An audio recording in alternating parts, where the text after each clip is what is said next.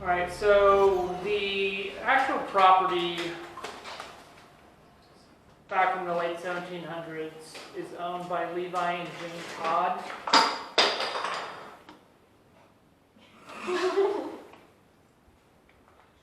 Are you okay? Nope. No, that's I was just, is that yours or is that ours? That's hers. mine. Oh, He's like, that better fucking not be ours. It just fell apart.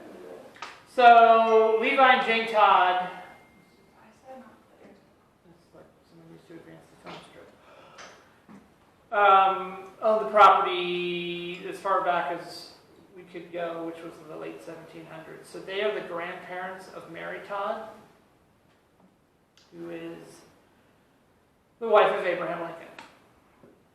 So No big deal.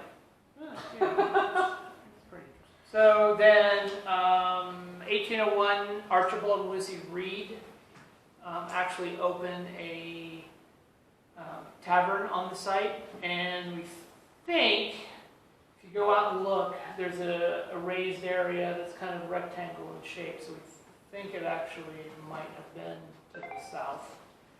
Just to the south of this building, but we don't really know. And then a guy by the name of Caleb Summers buys it 5 years later. 2 years after that, Thomas and Dinah Kennedy buy it. And all the while this is going on, people are operating the tavern that's there. Did you hear anything? I just heard the Yeah. obelisk. Oh, is it on? Yeah, she turned it on. I didn't think we had it. It's charging. Oh, I thought Amanda had it. So the other tavern is being operated on the property. Abner Gaines buys it in 1813 and builds this structure a year later. So sometime around 1814. It is initially just the first two rooms. So that back area, the other two rooms in the back are added probably about 40 years later. So it's just a rectangle. Dude. Yeah, footsteps. I did. She did not move. And now I'm hearing voices.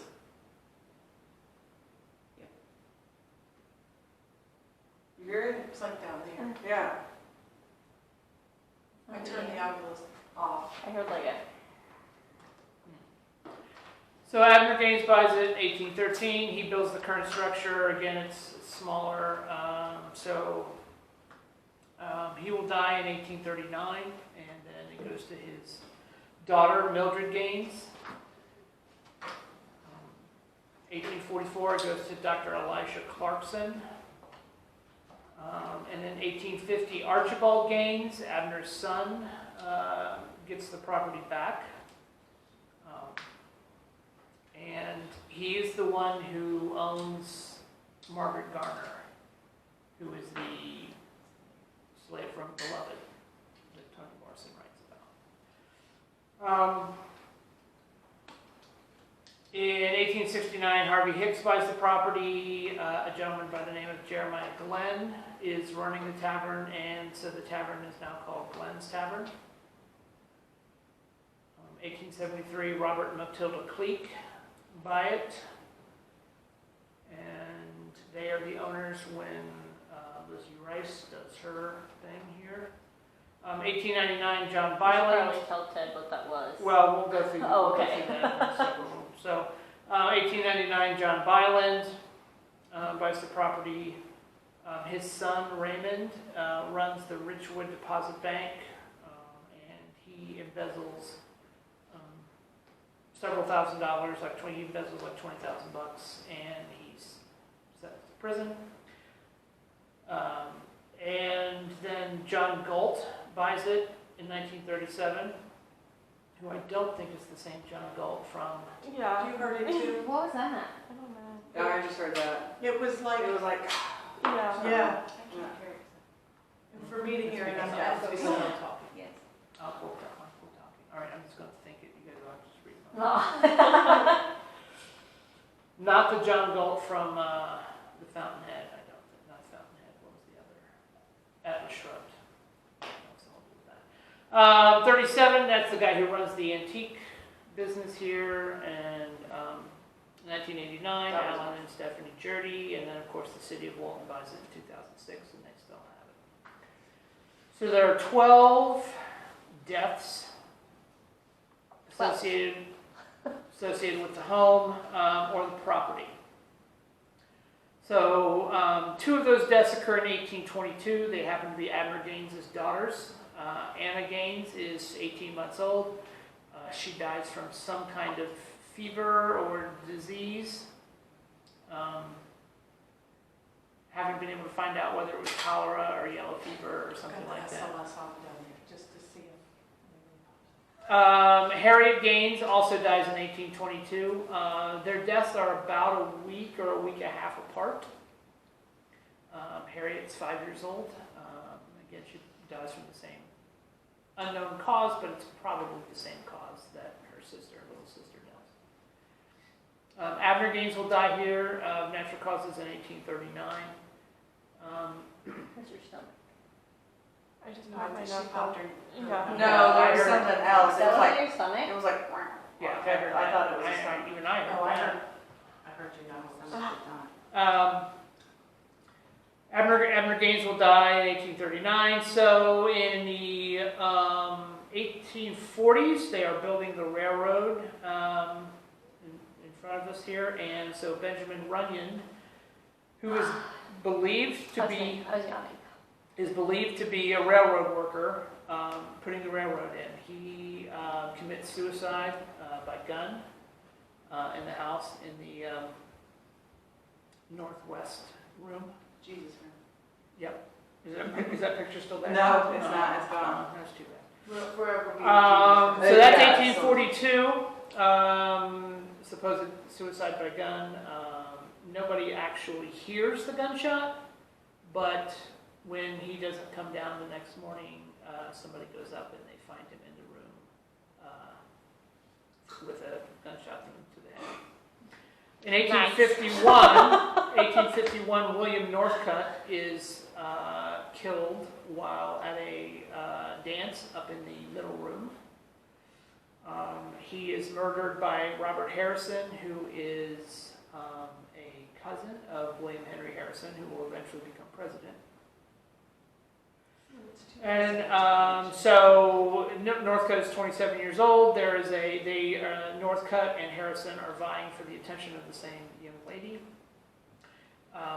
Harrison was bald, and Northcutt decided to go up and pull his wig off while he was dancing with the young lady and embarrass him. And the reports are literally that Harrison stops, turns around, and just plunges a knife right into Northcutt's heart, and he's like dead immediately, dead before he hits the floor. And nothing is ever done to Harrison because of his connections with the Harrison family and the future president, and then he's also related to the Breckinridges, who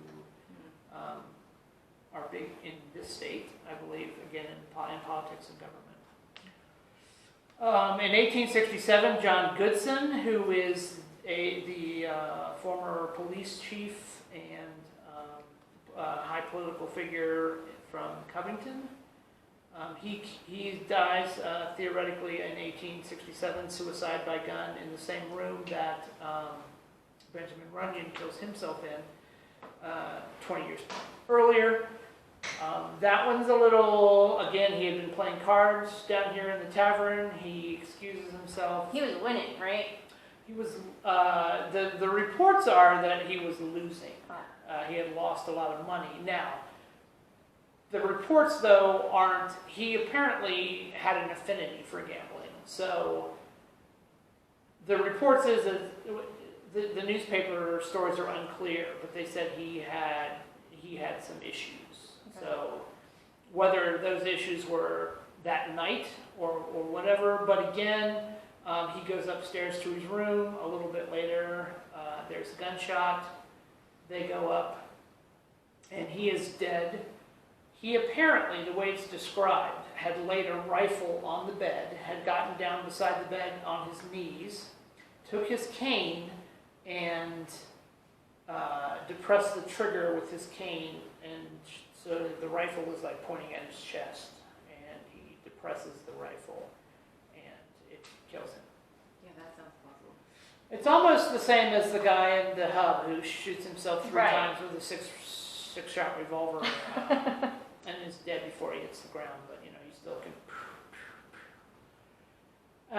Anyway, so, and then we have gotten some possible indications that it may not have been suicide, but he also is not very cooperative. In 1870, Joseph Blackburn is killed by a train right out in front of the house on the tracks. He's hit and killed. In 1877, an African American by the name of Parker Mayo is lynched somewhere on the property. Not the tree that's right outside that everybody or everyone says was the hanging tree. That's not true. But somewhere on the property, and I mean, there's 7 acres now. It actually went further. I think it actually still goes down to the railroad tracks and then the highway. 3 years later, another black man is lynched on the property named Charles Smith. Both of these men were accused of younger white ladies of sexual advances. So,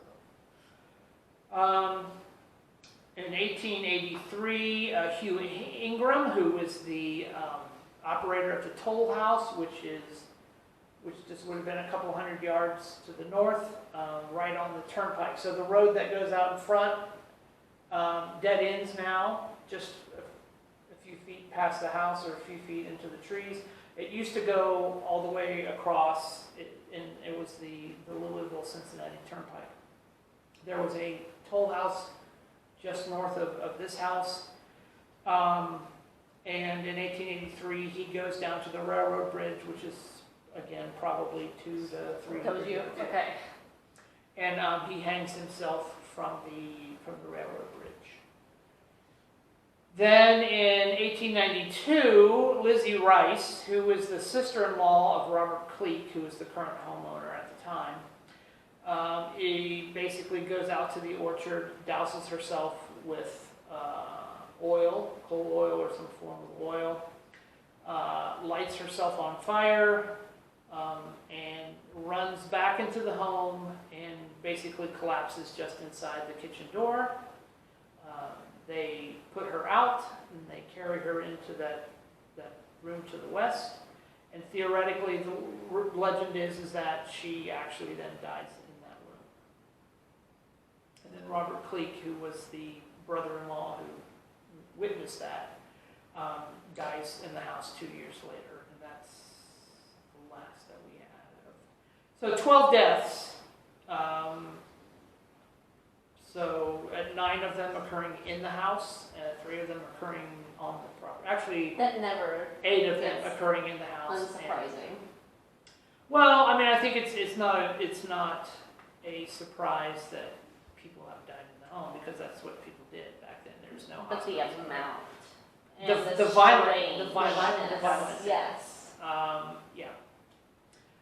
And so, and I haven't been down. I wanted to go look actually before it got dark. So they were supposed to go down and do a bunch of mowing down to the north, Okay. where the cemetery used to be, or Yeah. where the cemetery was.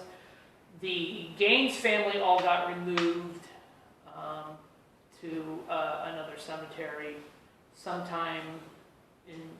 So they took them out of the ground and moved them? Yes, yeah, they were exhumed and moved to I guess the cemetery that's I don't know, nicer or whatever it might be, but it was closer to the other home that the family owned, the other house that was larger and had more land. And it's the one that Archibald Gaines was running, and his older brother is lived that there one? before. I don't know. Yeah, I have no idea. Clearly not this house. No. It looks like a plantation. It does sound like that. Yeah. Mhm. But however, the graves of the slaves are still down there, and the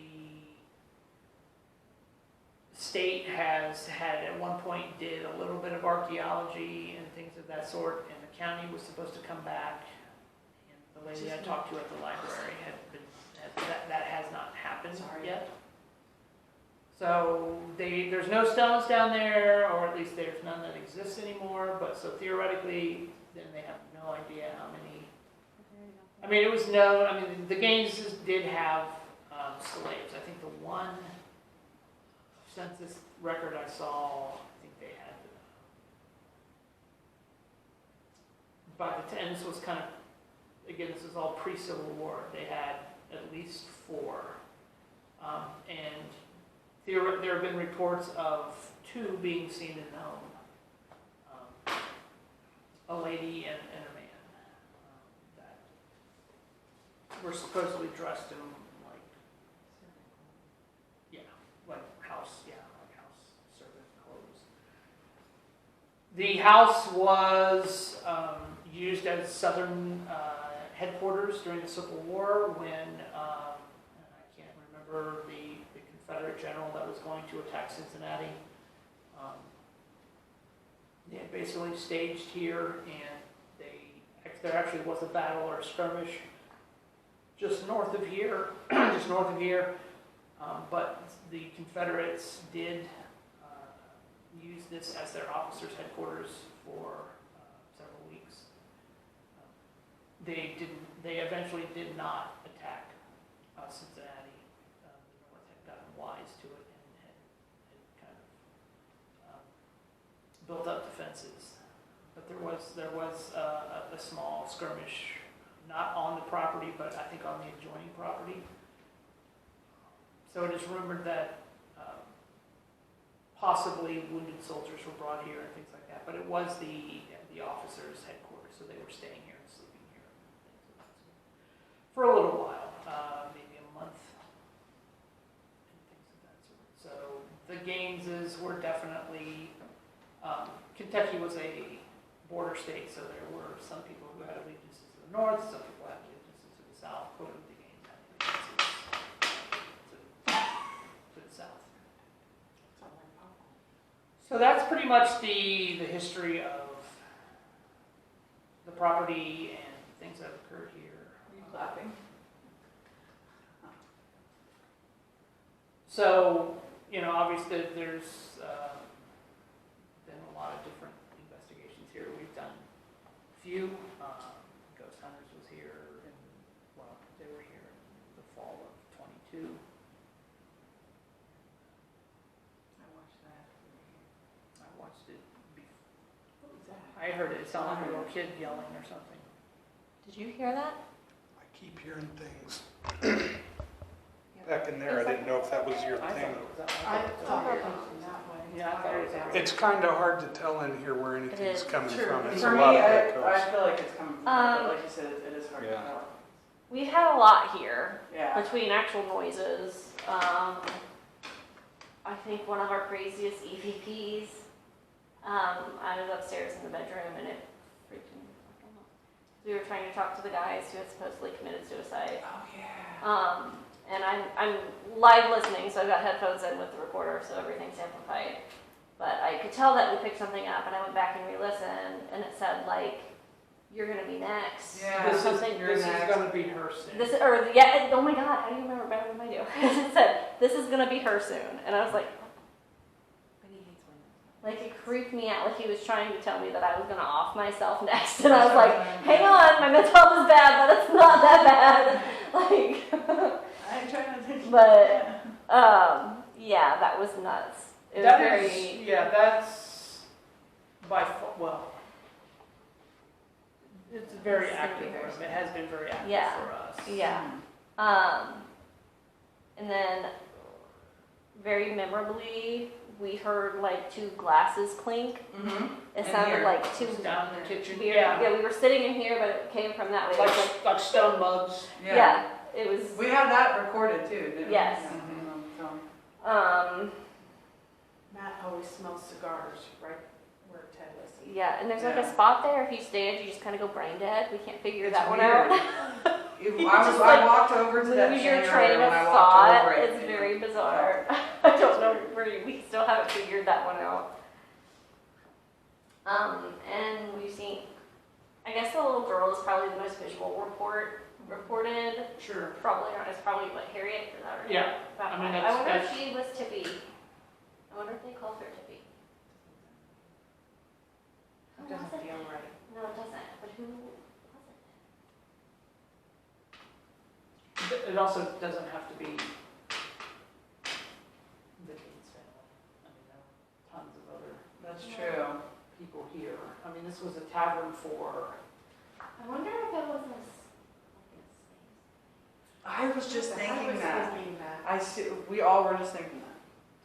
Tippy was might gonna be say a slave name. And the other thing we had was in the carriage house. That carriage house. Yeah, the is carriage, insane. you're not allowed in there anymore. They've got it completely. We had like a 40-minute conversation. Yeah, it was nuts. It's the best one.